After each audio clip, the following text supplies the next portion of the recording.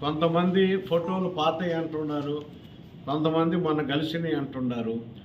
ఏ రాజకీయ పార్టీలైనా ఆశావహులు ఉండటం అనేది సర్వసాధారణం.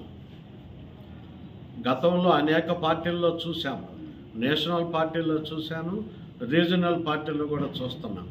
అడగటంలో తప్పు లేదు.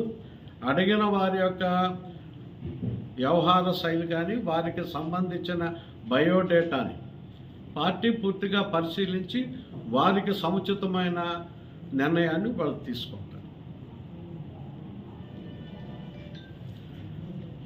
దాంట్లో ఏమి తప్పు ఉందని నేను భావించడం.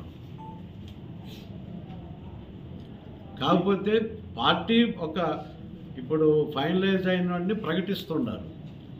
ఆ ప్రకటించే కార్యక్రమం కాకుండా అధికారికమైన ప్రకటన లేకుండా మధ్యలో వచ్చే విషయాలన్నీ కూడా మనం వాటి